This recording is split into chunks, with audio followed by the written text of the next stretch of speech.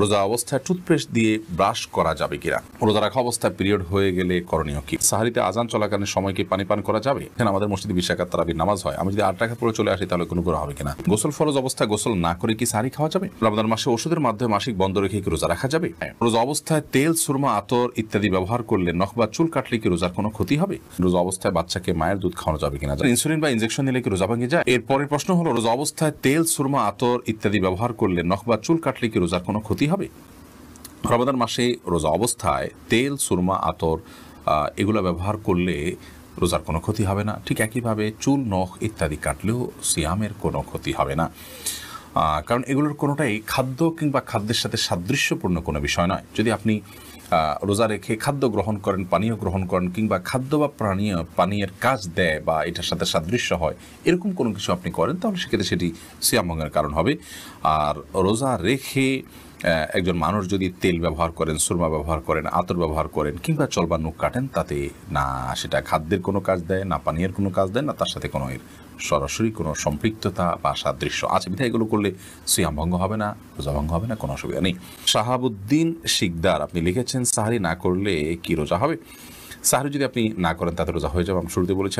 ইফতিয়াদ হোসেন ইফতি আপনি লিখেছেন, একাধিক মসজিদে তারাবি নামাজ পড়লে কি কোনো সমস্যা হবে কিনা, কোনো অসুবিধা নেই। এর পরের প্রশ্ন হলো, রমাদান মাসে মহিলারা রান্না করার সময় কি লবণ চেক করতে পারবেন। আমাদের মা বোনরা রমাদান মাসে রান্না করতে গিয়ে বা যে কোনো পুরুষও রান্না করতে গিয়ে যদি তরকারির লবণ চেক করতে হয়, স্বাদ চেক করতে হয়, তাহলে সেক্ষেত্রে সেটি তার জন্য জায়েজ হবে যদি এই চেকটা হয় জিহ্বা দিয়ে এবং চেক করে সাথে সাথে আবার থুতুর মাধ্যমে তিনি সেটাকে পরিষ্কার করে ফেলে দেন, অর্থাৎ গলদকরণ না গেলেন, তাহলে সেক্ষেত্রে সেটি জায়েজ হবে। যদিও এটা অ্যাভয়েড করতে পারলে সেটা বেটার এবং উত্তম।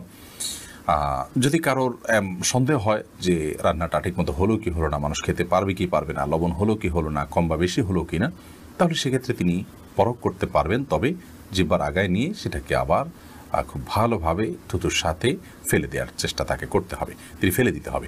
এর মাধ্যমে ইনশাআল্লাহ তাআলা তার এই চেক করাটা জায়েজ হবে। তবে যাদের মোটামুটি অনুমান হয়ে গেছে, আন্দাজ হয়ে গেছে, খুব একটা প্রয়োজন হয় না, তারা এটা অ্যাভয়েড করতে পারলে অবশ্যই বেটার এবং ভালো। নাহার পারভিন আপনি লিখেছেন, জাকাতের টাকা থেকে কি এতিমখানা দান করা যাবে। যাবে, এতিমখানায় এতিম গরিব বাচ্চা যারা জাকাতের হকদার আছে তাদেরকে জাকাতের টাকা দিতে পারেন, ওই ফান্ডে তাদের খরচ বহন করা হবে। আজিদুর রহমান আপনি লিখেছেন, ইনসুলিন বা ইনজেকশন নিলে কি রোজা ভেঙে যায়। ইনসুলিন বা ইনজেকশন নিলে রোজা ভঙ্গ হয় না, বিশেষ করে যে ইনজেকশন আমাদের চামড়ার নিচে বা সামান্য মাংসপেশিতে যায়, যেটা আমাদের পাকস্থলিতে যায় না, খাদ্যের কাজ দেয় না, পানীয়ের কাজ দেয় না, খাদ্য বা পানীয়ের সাথে সাদৃশ্য হয় না, সেরকম ইনজেকশন যেটা শুধুমাত্র আপনার চামড়ার নিচে ইনজেক্ট করা হয় কিংবা আপনার মাংসপেশিতে ইনজেক্ট করা হয় এবং সেটাতে আপনার মেডিসিন থাকে সামান্য পরিমাণে, বা যেখানেই হোক ইনজেক্ট করা হয়, সেটা পাকস্থলিতে অন্তত যায় না। তো এই ইনজেকশন এবং আপনার ইনসুলিন এগুলোর কারণে রোজা ভঙ্গ হবে না, এটাই বিশুদ্ধতর মত এবং সংখ্যাগরিষ্ঠ উলামা ইকরাম, আরব, আজম সবারই মত বলতে গেলে। সেই হিসাবে টিকাও এটা রোজা ভঙ্গের কারণ না, টিকা নিলেও রোজা আপনি থাকবে আপনার রোজায়। তবে যে ইনজেকশন আপনার খাদ্য বা পানীয়ের কাজে, ধরুন গ্লুকোজ আছে, এরকম গ্লুকোজের যে স্যালাইন আছে যদি আপনি গ্রহণ করেন, তাহলে তার ফলে রোজা ভঙ্গ হয়ে যাবে, কারণ এটা খাদ্য এবং পানীয়ের কাজ দিয়ে থাকে। তানজিনা আপনি লিখেছেন, রোজা রাখা অবস্থায় পিরিয়ড হয়ে গেলে করণীয় কি। পিরিয়ড যদি হয়ে যায় তাহলে ওই দিনের যে সিয়ামটা আছে ওই সিয়ামটা আপনাকে পরবর্তীতে রমজানের পরে রেখে দিতে হবে। আর পিরিয়ড হয়ে গেছে, এখন আপনি অন্য রোজাদার সামনে আপনি খাদ্য গ্রহণ ইত্যাদি থেকে বঞ্চিত থাকবেন এবং ওইভাবে পার করবেন। দারুল হুদা লবি আপনি লিখেছেন, রোজা অবস্থায় বাচ্চাকে মায়ের দুধ খাওয়ানো যাবে কিনা। যাবে, কোনো অসুবিধা নেই। ইফতেখার ইমন লিখেছেন, আমাদের মসজিদে 20 রাকাত তারাবির নামাজ হয়, আমি যদি 8 রাকাত পড়ে চলে আসি তাহলে কোনো গুনাহ হবে কিনা। গুনাহ হবে না, কিন্তু নবী করিম সাল্লাল্লাহু আলাইহি ওয়াসাল্লাম বলেছেন, মান কামা মাআল ইমামি হাত্তা ইয়ানসিরিফা, যে ব্যক্তি ইমামের সঙ্গে নামাজ পড়ে এবং ইমাম যাওয়া পর্যন্ত অপেক্ষা করে, কুতিবা লাহু কিয়ামুল লাইল, তার জন্য রাত জেগে ইবাদতের সওয়াব লেখা হয়। তিরমিজি হাদিসটি বর্ণিত হয়েছে, যার কারণে আপনি এই সওয়াব থেকে বঞ্চিত হবেন, বিশাল বড় সওয়াব থেকে বঞ্চিত হবেন। এই জন্য আপনাকে পুরো নামাজ শেষ করে আসা উচিত। 8 রাকাত পড়ে যদি আপনি চলে আসেন, এই সওয়াবটা আপনার হবে না। সুলাইমান মাহমুদ আপনি লিখেছেন, সাহারিতে আজান চলাকালীন সময় কি পানি পান করা যাবে। জি না, আজান শুরু হওয়া মানে ফজর ওয়াক্তে শুরু হওয়া, তারপর আপনি খেতে পারবেন না। যদি আজানটা হয় আপনার তাহাজ্জুদের আজান, তাহলে সেক্ষেত্রে খেতে পারেন। সাকিব হাসান আপনি লিখেছেন, গোসল ফরজ অবস্থায় গোসল না করে কি সাহারি খাওয়া যাবে। যদি কারোর গোসল ফরজ হয়, তাহলে গোসল ফরজ অবস্থায় যদি আপনি সাহারি খেয়ে নেন, এই কারণে যে এখন গোসল করতে গেলে সাহারি খাওয়ার সময় আর থাকবে না, অথবা যে কারণেই হোক না কেন যে আমি পরে গোসল করব, তাহলে তার ফলেও সিয়াম হয়ে যাবে, কোনো অসুবিধা নেই। তবে অবশ্যই ফজরের সালাত আদায়ের প্রয়োজনে ফজরের সালাতের আগে আগেই আপনাকে ফরজ গোসল করতে হবে। কিন্তু গোসল ফরজ হওয়া অবস্থায় অর্থাৎ শরীর অপবিত্র অবস্থায় যদি কেউ খাদ্য গ্রহণ করেন এবং সাহরি খেয়ে ফেলেন বা রোজার নিয়ত করেন, তাতেও রোজা হয়ে যাবে, সাহরি হয়ে যাবে, কোনো অসুবিধা নেই। যদিও গোসল করে তারপরে খেতে পারলে সেটা উত্তম, তা বলাই বাহুল্য। আয়েশা ইসলাম আপনি লিখেছেন, রমজান মাসে ওষুধের মাধ্যমে মাসিক বন্ধ রেখে কি রোজা রাখা যাবে? এটা অনেক বোনের জিজ্ঞাসা। রমাদান মাসে মাসিক বন্ধ করার জন্য ঔষধ সেবন করে যদি কেউ রোজা রাখেন, তাহলে সেক্ষেত্রে সেটি তার জন্য জায়েজ হবে। শর্ত হলো সে ওষুধের মাধ্যমে কোনো বড় ধরনের তার শারীরিক ক্ষতির মুখোমুখি হওয়া বা কোনো প্রকার সাইড এফেক্টের আশঙ্কা না থাকতে হবে। যদি ওষুধ সেবন করার মাধ্যমে বড় কোনো ক্ষতি না হয়, তাহলে সেক্ষেত্রে এটি গ্রহণ করে আপনি মাসিক বন্ধ রেখে সিয়াম পালন করতে পারবেন, কোনো অসুবিধা নেই।